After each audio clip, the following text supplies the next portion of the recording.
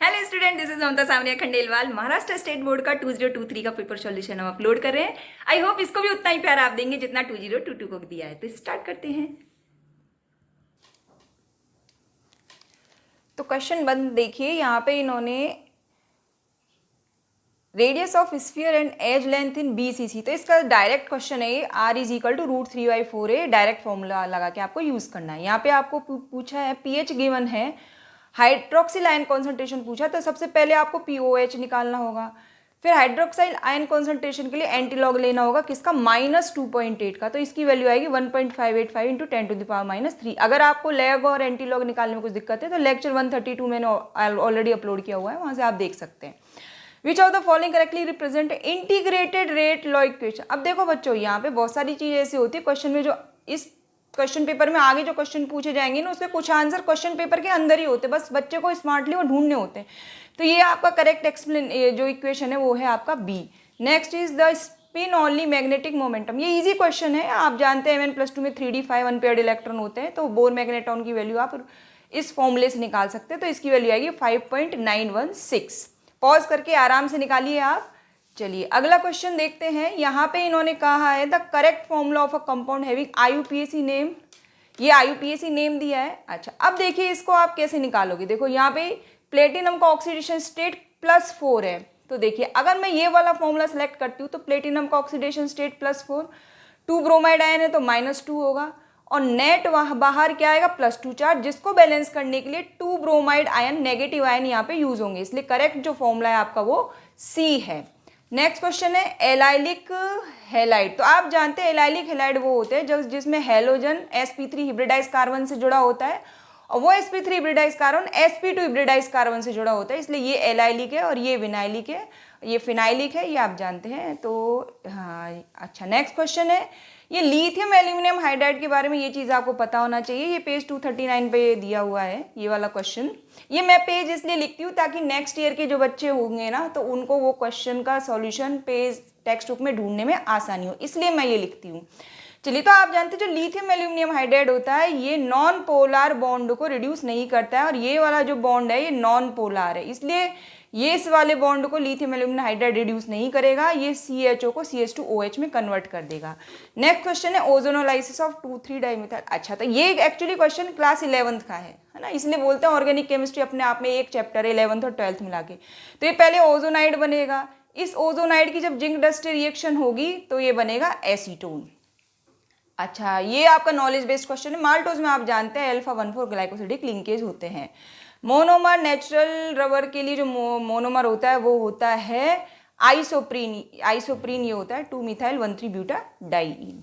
तो क्वेश्चन का ये जो आपका क्वेश्चन पेपर आया है ये एवरेज लेवल का है, ज़्यादा डिफिकल्ट नहीं आया इस बार। Write the name of the technique. ये आपकी होती है एक्सरे डिफ्रैक्शन टेक्निक, और इसको शॉर्ट में XRD हम कहते हैं, और एक्सरे डिफ्रैक्टोमीटर से इसको यूज़ किया जाता है। इसमें एक्सरे डिफ्रैक्टोमीटर इंस्ट्रूमेंट का नाम है, और ये आपकी टेक्निक का नाम है, एक्सरे डिफ्रैक्शन टेक्निक का नाम है। नेक्स्ट क्वेश्चन उन्होंने कहा है कि आप एसीटेमाइड का फॉर्मूला आपको आना चाहिए। इट इज CH3CONH2 होता है, ठीक है। जब इसकी लिथियम एल्यूमिनियम हाइड्राइड से रिएक्शन कराएंगे तो आप जानते हैं लिथियम एल्यूमिनियम हाइड्राइड एक स्ट्रॉन्ग रिड्यूसिंग एजेंट होता है, तो क्या करेगा, 2 हाइड्रोजन जोड़ देगा, ऑक्सीजन यहाँ से निकलेगी और हाइड्रोजन जुड़ेगी, तो ये बन जाएंगे एमाइंस। अगला क्वेश्चन है right the structure of product form when the chlorobenzene की सोडियम मेटल के साथ रिएक्शन। तो सभी जानते हैं, वुड्स रिएक्शन जानते हैं, वुड्स फिटिग, और ये वाली जब एराइल हैलाइड्स के बीच में रिएक्शन होती है तो उसे फिटिग रिएक्शन कहा जाता है, तो इससे बाइफिनाइल बनेगा।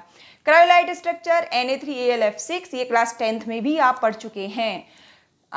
ये ट्रीटमेंट में, कैंसर के ट्रीटमेंट यूज किया जाता है सिस्प्लेटिन, इसका ये स्ट्रक्चर होता है। ये कोऑर्डिनेशन कंपाउंड के जो यूजेस है ना, वहाँ पे ये दिया हुआ है ये वाला point. SI unit of cryoscopic constant, तो आप जानते हैं KF की वैल्यू क्या, किसके इक्वल होता है, molality divided by ΔTF। ΔTF क्या है, केल्विन है, ये होती है। तो इसलिए इसकी जो यूनिट होगी वो होगी क्रायोस्कोपिक कांस्टेंट। इसकी जो यूनिट होती है वो होती है केल्विन किलोग्राम पर मोल। ये इसको आप जाने दीजिए, है ना, कन्फ्यूज़न हो जाएगा।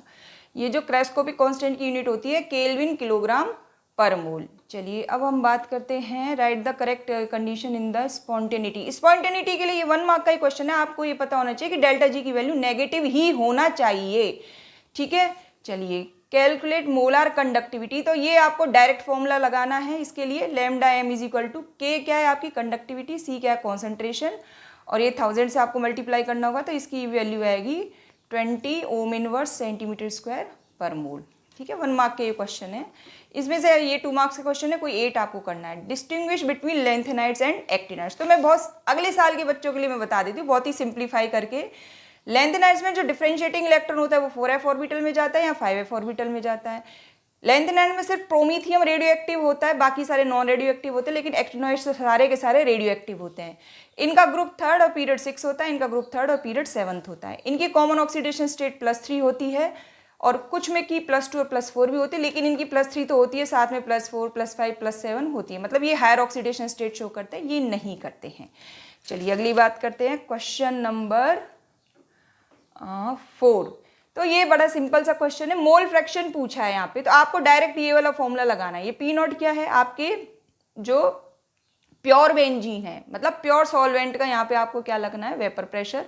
P किसका है, सॉल्यूशन का, तो जब आप इसको इनपुट करेंगे, कैलकुलेट करेंगे, तो इसकी वैल्यू आएगी 0.0625। कैलकुलेशन आप अपने से कर लेना, ठीक है, मैंने जल्दी जल्दी में पेपर सॉल्यूशन अपलोड करने के लिए सब कुछ जल्दी जल्दी में किया है, इसलिए हो सकता है कहीं किसी कैलकुलेशन में, वैसे तो नहीं है गड़बड़ी, बट फिर भी देखते हैं। चलिए, डिफाइन ग्रीन केमिस्ट्री क्या होती है और इसका advantage of nano particles and nano technology. तो देखिए ग्रीन केमिस्ट्री क्या होती है, it is an approach, pause करके आराम से स्क्रीनशॉट लीजिए, it is an approach to chemistry that aims to, मतलब मैक्सिमम इफिशियंसी होनी चाहिए हमारी जो टेक्निक हम यूज़ करते हैं, और उनमें मिनिमम उनका हैजार्डस इफेक्ट होना चाहिए, मतलब आपको ऐसी टेक्निक ढूंढनी है जिनकी इफ़िशियंसी ज़्यादा हो और हमारे एनवायरनमेंट पे उसका हजार्डस इफेक्ट कम हो।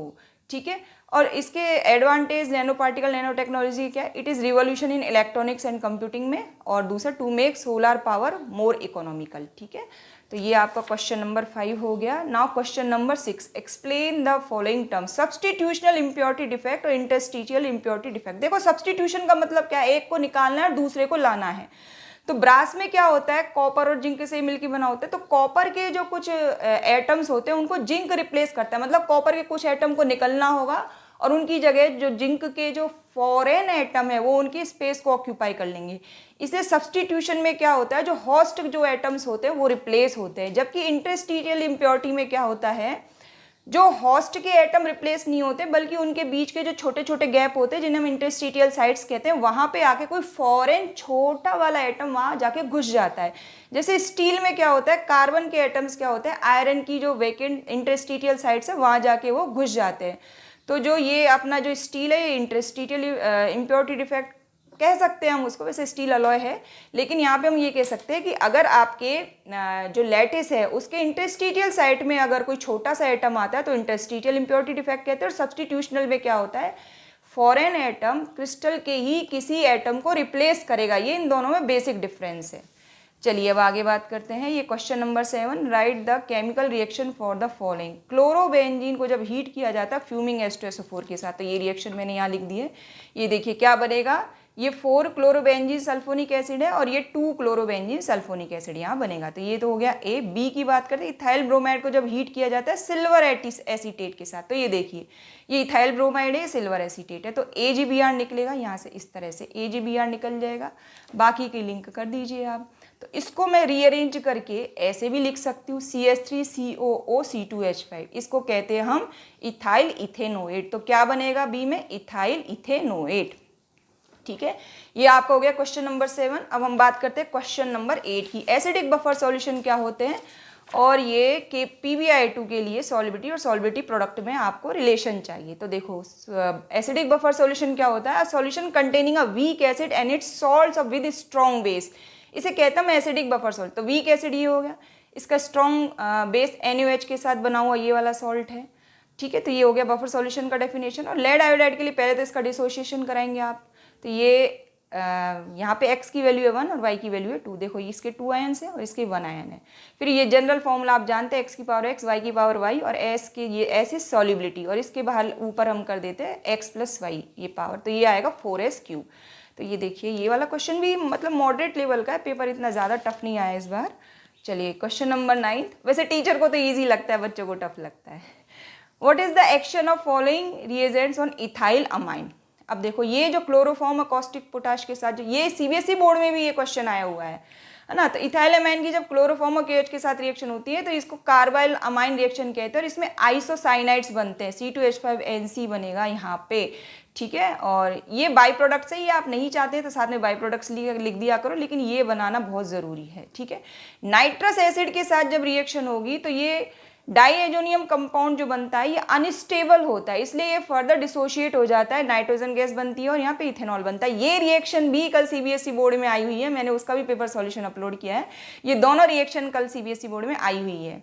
अच्छा, ये क्वेश्चन पूछा है calculate the gives free energy for, अच्छा ये आपका जो प्रॉब्लम नंबर 5.12 से ये क्वेश्चन उठाया गया है, ये मैं आपको बता देती हूँ। ये मैंने कहाँ लिखा है, यस, ये देखिए क्वेश्चन नंबर 10। तो देखिए सबसे पहले तो आपको ये इस तरीके से एनोड और कैथोड की ये वाली रिएक्शन लिखनी होगी जो कि टेक्स्ट बुक में ठीक से लिखी हुई नहीं है। तो इससे हमें नंबर ऑफ इलेक्ट्रॉन्स पता चल गया 2 है। इस तरह से ई कैथोड एनोड माइनस करेंगे तो ये वैल्यू आ जाएगी। ये टेक्स्ट बुक में भी डायरेक्ट दिया हुआ है, स्क्रीनशॉट लेके आप आराम से देखिए।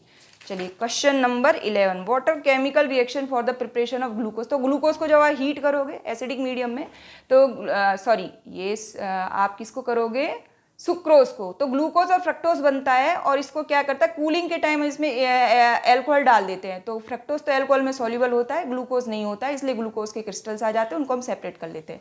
डी राइबोज का स्ट्रक्चर ये मैंने बताया, ये ऊपर भी यहाँ पे OH है, यहाँ पे यहाँ पे भी OH है, यहाँ पे भी OH है और ये CH2OH है। ये टेक्स्ट बुक से भी आप कंफर्म कर सकते हैं, ये डी राइबोज का है।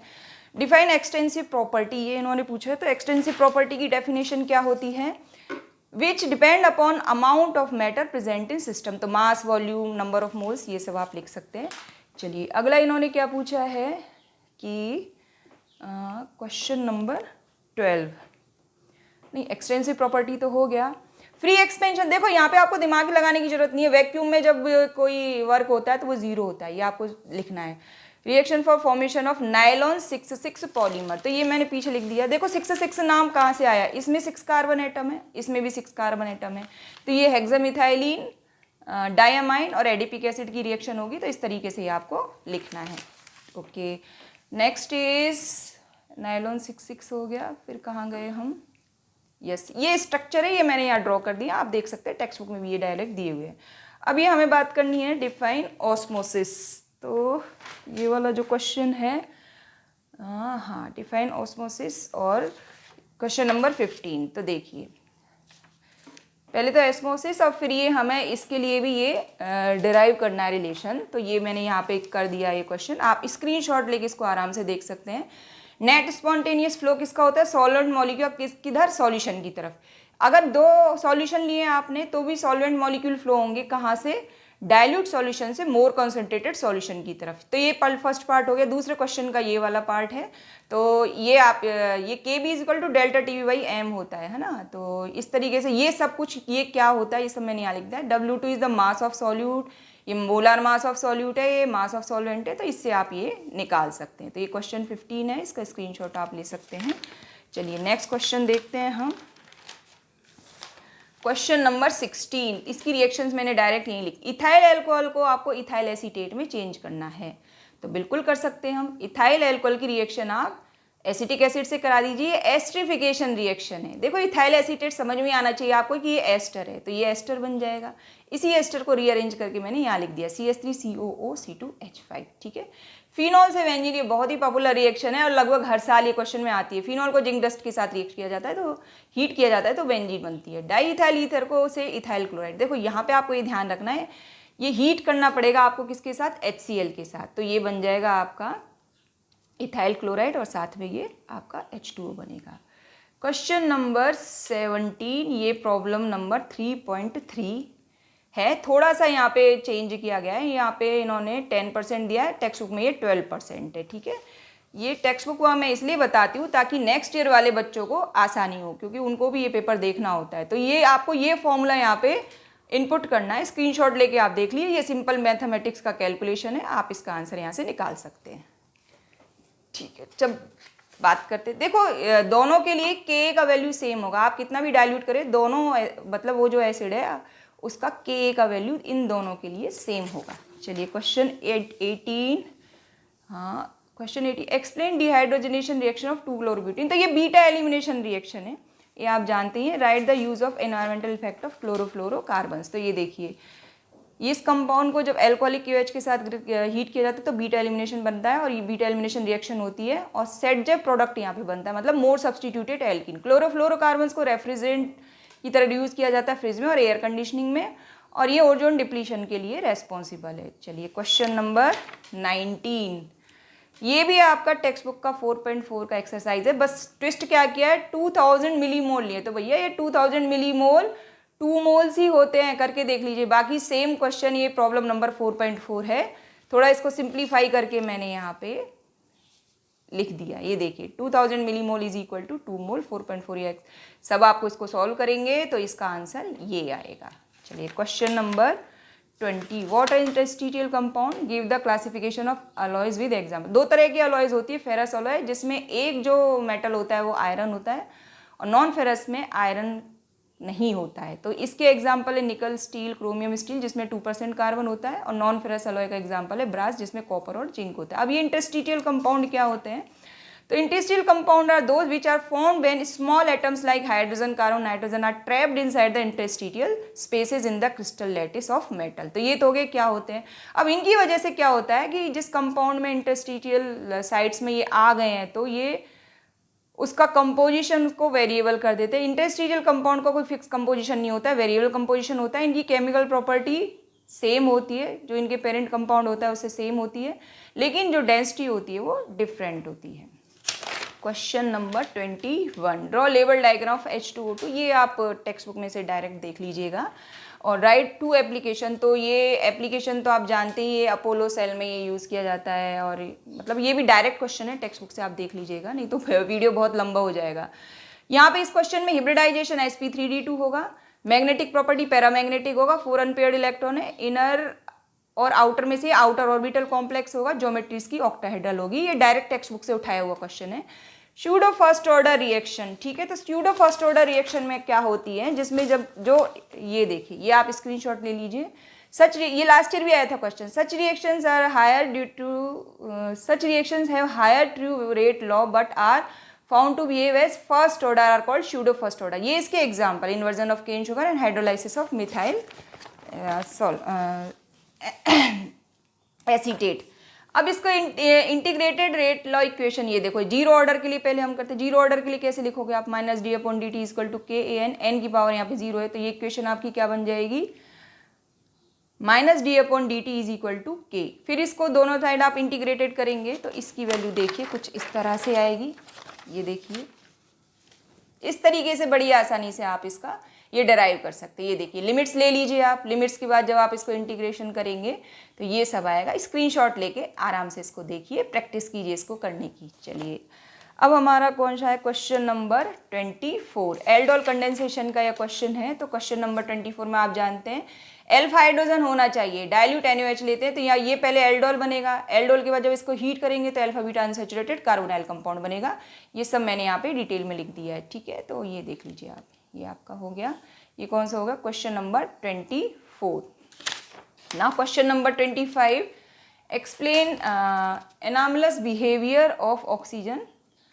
हाँ तो देखो ऑक्सीजन डायटोमिक होता है जबकि सल्फर पॉलीएटोमिक होता है। एटोमिसिटी में मैग्नेटिक प्रॉपर्टी, और ऑक्सीजन पैरामैग्नेटिक होता है, 2 अनपेयर्ड इलेक्ट्रॉन होते हैं। MOT से हम एक्सप्लेन कर सकते हैं, जबकि बाकी के सारे क्या होते हैं, डायमेट्रिक। क्लास 11th में आपने पढ़ा होगा ये सब MOT के बारे में। ऑक्सीडेशन स्टेट जो ऑक्सीजन की -2, -1 और 0 होती है, जबकि अदर एलिमेंट्स की कितनी होती है, -2, +2, 0, +4 और +6।